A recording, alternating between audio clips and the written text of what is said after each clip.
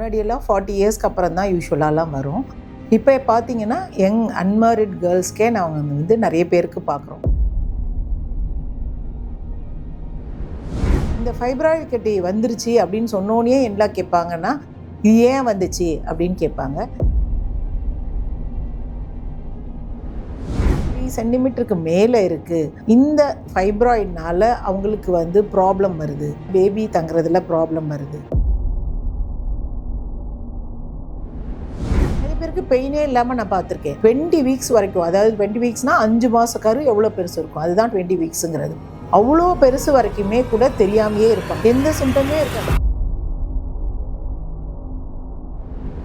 இந்த ஃபைப்ராய்டு வந்துட்டாலே வந்து நிறைய பேர் பயந்து கேன்சராக மாறிடுமோ அப்படின்னு நினைக்கிறாங்க. இந்த ஃபைப்ராய்டு ஒன்று இருக்குது, அதை எடுத்துட்டோம்னா திரும்ப வராதா அப்படின்னு கேட்டால் அப்படி கிடையாது.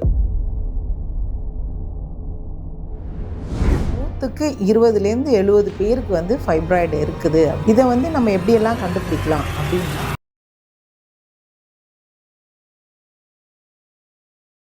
I am Dr. Elarasi, gynecologist, laparoscopic surgeon and infertility specialist, Mahalakshmi Multi-Speciality Hospital, Ulundurpettai. Fibroid கட்டி அப்படின்னா இப்போ நிறைய பேருக்கு வருது. யங் ஏஜ்லேயே வந்து இப்போ எல்லாம் ஃபைப்ராய்டு கட்டி வருது. முன்னாடியெல்லாம் 40 இயர்ஸ்க்கு அப்புறம் தான் யூஸ்வலாலாம் வரும். இப்போ பார்த்தீங்கன்னா யங் அன்மேரிட் கேர்ள்ஸ்க்கே நாங்கள் வந்து நிறைய பேருக்கு பார்க்குறோம். ஃபைப்ராய்டு கட்டினா என்ன, கேன்சர் கட்டியோ அப்படின்னு நிறைய பேர் பயந்துக்கிறாங்க. கண்டிப்பாக இது வந்து கேன்சர் கட்டி கிடையாது. இதில் 1% தான் பின்னாடி வந்து இது கேன்சர் ஆகிறதுக்கு வாய்ப்பு இருக்குது. அதனால மோஸ்ட்லி வந்து இது கேன்சர் கட்டி கிடையாது. அந்த பயத்தை வந்து முதல்ல நம்ம மனசுலேருந்து எடுத்துடலாம். இந்த ஃபைப்ராய்டு கட்டி வந்துருச்சு அப்படின்னு சொன்னோன்னே என்ன கேட்பாங்கன்னா, இது ஏன் வந்துச்சு அப்படின்னு கேட்பாங்க. இது ஏன் வந்ததுன்னு யாராலையுமே கண்டுபிடிக்க முடியாது. இது மோஸ்ட்லி வந்து ஜெனட்டிக் ப்ராப்ளம்னால இருக்கலாம்.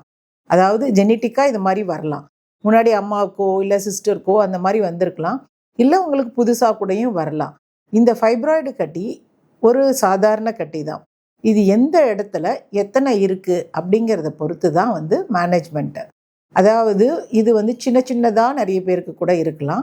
அப்போ வந்து நம்ம மெடிக்கல், அதாவது மெடிசின்லேயே வந்து நம்ம மேனேஜ் பண்ணலாம்.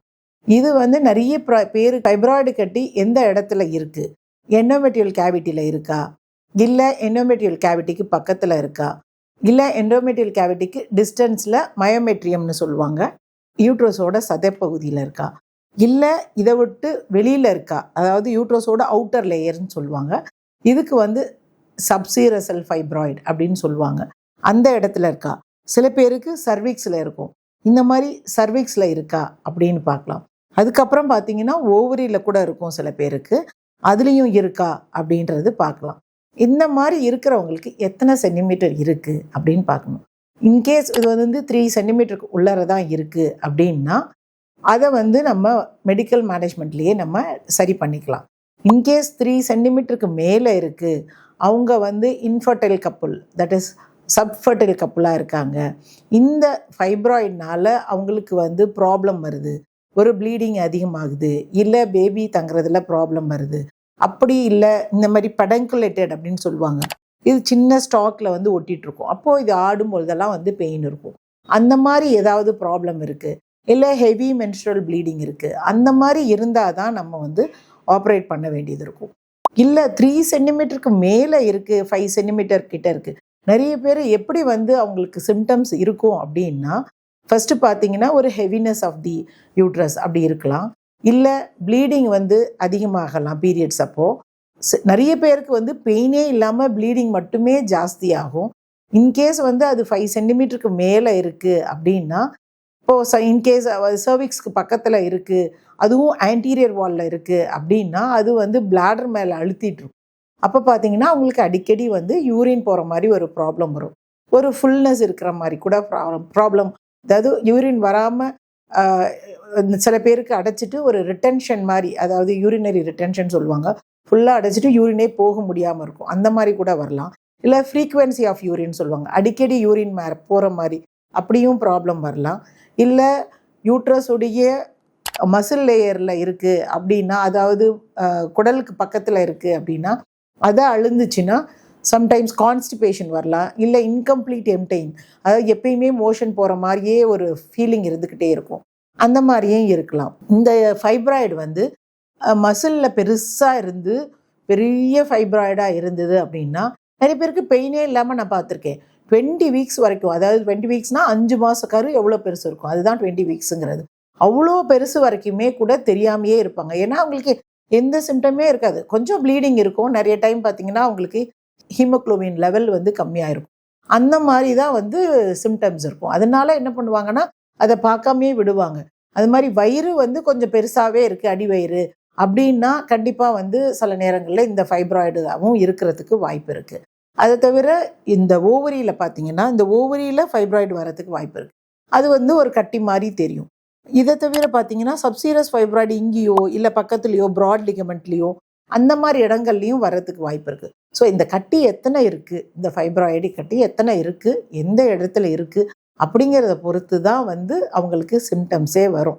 ஸோ அதை வச்சு தான் வந்து நம்மளோட மேனேஜ்மெண்ட்டு.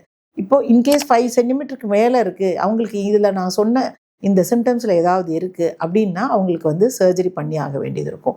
எந்த மாதிரிலாம் சர்ஜரி பண்ணலாம் அப்படின்னா மோஸ்ட்லி வந்து இப்போ எல்லாம் வந்து லாப்ரோஸ்கோப்பில் பண்ணிடுறாங்க. முன்னாடிலாம் வந்து ஓப்பன் சர்ஜரி பண்ணுவாங்க. இந்த ஓப்பன் சர்ஜரியில் என்ன பெரிய டிஸ்அட்வான்டேஜ்னா, ஒன்று ஸ்காரு, இன்னொன்று பக்கத்தில் இருக்க குடல் எல்லாம் பார்த்தீங்கன்னா இந்த சர்ஜரி பண்ண இடத்துல ஒட்டிக்கும். அதனால வந்து நம்ம மோஸ்ட்லி அதை வந்து ரெக்கமெண்ட் பண்ணுறதில்ல. இன்கேஸ் அதாவது இவங்க ஃபிட்டாக இல்லை லாப்ரோஸ்கோப் சர்ஜரிக்கு, ரொம்ப கட்டி பெருசாக இருக்குது, அதனால வேறு ஏதாவது ரிஸ்க் இருக்குது அப்படிங்கிற பட்சத்தில் தான் வந்து இப்போ எல்லாம் ஓப்பன் சர்ஜரி பண்ணுறோம். இல்லைன்னா மோஸ்ட்லி வந்து இதை லாப்ரோஸ்கோப் சர்ஜரிலே பண்ணிடுறோம். சின்ன கட்டியாக இருக்குது, அதை நம்ம சின்னதாக ரிமூவ் பண்ணணும் அப்படின்னு நினச்சோம்னா மைக்ரோவேவ் அப்ளேஷன் அப்படிங்கிற ஒரு மெத்தடும் வந்து இப்போ நியூவாக வந்திருக்கு. அந்த மெத்தட்லேயும் நம்ம வந்து அதை சின்னதாக்கலாம். இன்கேஸ் வந்து இந்த ஃபைப்ராய்டு எண்டோமெட்ரியல் கேவிட்டியில் இருக்குது அப்படின்னா நம்ம வந்து ஹிஸ்ட்ரோஸ்கோப் அப்படின்னு சொல்கிறது, அதாவது சர்விக்ஸு வெஜைனா வழியாக சர்விக்ஸ் வழியாக போய் ஹிஸ்ட்ரோஸ்கோபிக்கலி மேலே வந்து ஓப்பனே பண்ண வேண்டியதில்லை, லாப்ரோஸ்கோப்புமே பண்ண வேண்டியதில்லை. ஹிஸ்ட்ரோஸ்கோபிக்கலி அப்படிங்கிறது கீழ் வழியாகவே போய் அந்த ஃபைப்ராய்டை ரிமூவ் பண்ணக்கூடிய நிறைய மெத்தட்ஸும் இப்போ வந்து இருக்குது. ஸோ அந்த மாதிரியும் நம்ம வந்து ரிமூவ் பண்ணிக்கலாம். இந்த ஃபைப்ராய்டு வந்துட்டாலே வந்து நிறைய பேர் பயந்து கேன்சராக மாறிடுமோ அப்படின்னு நினைக்கிறாங்க. அந்த மாதிரி நினைக்க வேண்டிய அவசியம் இல்லை. பட் இதை வந்து நம்ம காஷனோட பார்க்கணும். ஏன்னா இது வந்து பீரியட்ஸ் வர வர வர வந்து வளர்ந்துக்கிட்டே போகும். இன்கேஸ் சம்டைம்ஸ் ப்ரெக்னென்சி இருக்கிறவங்களுக்கு இந்த ஃபைப்ராய்டு இருக்குது அப்படின்னா அபார்ஷன் ஆகிறதுக்கும் வாய்ப்பு இருக்குது, ப்ரீடம் லேபர் ஆகிறதுக்கும் வாய்ப்பு இருக்குது. டெலிவரி அப்போது இன்க்ரீஸ்டு ப்ளீடிங், அதாவது பிபிஹெச் அப்படின்னு சொல்லுவாங்க, அந்த மாதிரி வரத்துக்கும் வாய்ப்பு இருக்குது. ஸோ இன்கேஸ் சிசேரியன் பண்ணுறாங்கன்னா அந்த டைமில் கூட இந்த ஃபைப்ராய்டை நம்ம ரிமூவ் பண்ணிக்கலாம். இன்கேஸ் நார்மல் டெலிவரி ஆகுது அப்படின்னா அவங்க வந்து இன்டர்வெல்னு சொல்லுவாங்க, அதாவது ஒரு டெலிவரிக்கும் அடுத்த டெலிவரிக்கும் இடையிலேயே இதை வந்து லாப்ரோஸ்கோபிக் சர்ஜரி பண்ணலாம். இல்லை சின்ன சைஸாக இருக்குது அப்படின்னா அவங்க ஃபேமிலியை கம்ப்ளீட் பண்ணிட்டு, அதாவது 2 குழந்தையும் பிறந்ததுக்கு அப்புறமா கூட இந்த ஃபைப்ராய்டை வந்து லாப்ரோஸ்கோபிக்கில் சர்ஜரி பண்ணிக்கலாம். யங் ஏஜ்னா அதை நம்ம வந்து மானிட்டர் பண்ணிக்கிட்டே இருந்துட்டு சைஸ் பெருசாகுது அப்படின்னா நம்ம ஆப்ரேட் பண்ணிக்கிறது தான் நல்லது. இன்கேஸ் ஏஜ்டு உமன் அப்படின்னா நமக்கு ரொம்ப ப்ளீடிங் ஆகி பிளட் டிரான்ஸ்ஃபியூஷன்லாம் பண்ணுற மாதிரிலாம் நிறைய ப்ளீடிங் ஆகுது, அது வந்து ஒரு கணம் கொடுத்துக்கிட்டே இருக்குது அடி வயிற்றுல, இல்லை பெயின் இருக்குது, இந்த மாதிரியெல்லாம் சிம்டம்ஸுங்க இருக்குன்னா கண்டிப்பாக வந்து அவங்களுக்கு சர்ஜரி பண்ண வேண்டியது இருக்கும். இந்த ஃபைப்ராய்டு ஒன்று இருக்குது, அதை எடுத்துட்டோம்னா திரும்ப வராதா அப்படின்னு கேட்டால் அப்படி கிடையாது. கண்ணுக்கு தெரிஞ்சதை மட்டும்தான் நம்மளால் இப்போ எடுக்க முடியும். சம்டைம்ஸ் சின்ன மைக்ரோ ஸ்பாட்ஸு யூட்ரஸில் இருந்துக்கிட்டே இருக்கும்.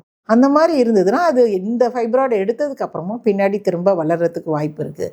அதனால இன்கேஸ் 45-50 இயர்ஸ் அப்படி வந்துருச்சு, அவங்களுக்கு ஃபைப்ராய்டு மல்டிப்புளாக நிறையா இருக்குது அப்படின்னா அப்போ வந்து நம்ம ஃபைப்ராய்டை மட்டும் ரிமூவ் பண்ண மாட்டோம். இந்த ஃபைப்ராய்டை மட்டும் ரிமூவ் பண்ணுறது மயோமெக்டமி அப்படின்னு சொல்லுவாங்க. இதை வந்து நம்மளால் ரெக்கமெண்ட் பண்ண முடியாது. அந்த டைமில் நம்ம யூட்ரஸோட ரிமூவ் பண்ணுறதுக்கும் ரெக்கமெண்ட் பண்ணுவோம். ஸோ இந்த ஃபைப்ராய்டை ஆப்ரேட் பண்ணதுக்கப்புறமும் நம்ம சதர் டெஸ்ட்டுக்கு அனுப்பி இதில் கேன்சர் மாதிரி செல்ஸ் எதுவும் இருக்கா அப்படிங்கிறதையும் நம்ம வச்சு தான் பின்னாடி மேனேஜ்மெண்ட் இருக்குது. அதனால கண்டிப்பாக வந்து என்ன சர்ஜரி பண்ணாலும் எப்போ நம்ம சர்ஜரி பண்ணாலும் நம்ம வந்து அதை பயாப்சி பண்ணி பார்த்துக்கிறதும் நல்லது. இந்த ஃபைப்ராய்டு வந்து கேன்சராக மாறதுக்கான வாய்ப்புகள் ரொம்ப ரொம்ப கம்மி. ஃபைப்ராய்டை பற்றி யாரும் ரொம்ப பயப்பட வேண்டிய அவசியம் இல்லை. இந்தியாவில் ஃபைப்ராய்டு பார்த்திங்கன்னா 20-70%, அதாவது 100க்கு 20-70 பேருக்கு வந்து ஃபைப்ராய்டு இருக்குது அப்படின்னு வந்திருக்கு நம்ம ஸ்டாட்டிஸ்டிக்ஸ் படி. ஸோ நிறைய பேருக்கு இது வந்து வர்றதுக்கு வாய்ப்பு இருக்குது. இதை வந்து நம்ம எப்படியெல்லாம் கண்டுபிடிக்கலாம் அப்படின்னா, மெயினாக வந்து அல்ட்ராசவுண்ட் சொல்லுவாங்கல்ல, ஸ்கேன் சாதாரணமாக சோனோகிராஃபின்னு சொல்கிறது, அது பண்ணி பார்த்தோம்னாலே நமக்கு தெரியும். அதை தவிர நமக்கு வந்து ஃபைப்ராய்டு எப்படியெல்லாம் கண்டுபிடிக்கலாம்னா எம்ஆர்ஐ அண்ட் சிடி ஸ்கேன் மெத்தட்லேயும் கண்டுபிடிக்கலாம்.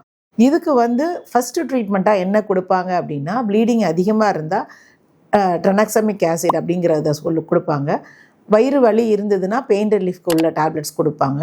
அதை தவிர அதுக்கப்புறமா ஓசிபில்ஸ் அப்படின்னு சொல்கிற மாத்திரைங்களை அட்டையில் இருக்கும் 21 மாத்திரை, அந்த மாத்திரை கொடுப்பாங்க. அதை தவிர இதுக்கப்புறமா பார்த்தீங்கன்னா ஐயூசிடி அப்படின்னு சொல்லுவாங்க, மெரினா அப்படிங்கிற டிவைஸ், அதாவது காப்பர்ட்டி மாதிரி இருக்கும், அதையும் வைப்பாங்க. இதையெல்லாம் பண்ணி ட்ரீட்மெண்ட் பண்ண முடியல அப்படின்னா தான் அடுத்தது வந்து இதுக்கு சர்ஜரியை சஜஸ்ட் பண்ணுவாங்க. இந்த மெத்தடெல்லாம் வந்து ஏர்லியர் யங் ஏஜ்க்கு நமக்கு நல்லா சூட் ஆகும். அவங்க வந்து இந்த மெத்தட்ஸ் எல்லாம் ஃபாலோ பண்ணலாம். இந்த மெடிக்கல் மேனேஜ்மெண்ட்ல எல்லாம் வந்து நம்ம அதே சைஸில் இருக்க வைக்கலாம் அல்லது கொஞ்சம் சின்னதாக்கலாம், அவ்வளோதானே ஒழிஞ்சு சுத்தமாக இல்லாமல் கரைஞ்சி போயிடணும் அப்படின்னு நிறைய பேர் நினைக்கிறாங்க. அப்படி பண்ண முடியாது. இது வந்து எப்படியா இருந்தாலும் வளர்ந்துக்கிட்டு தான் இருக்கும்.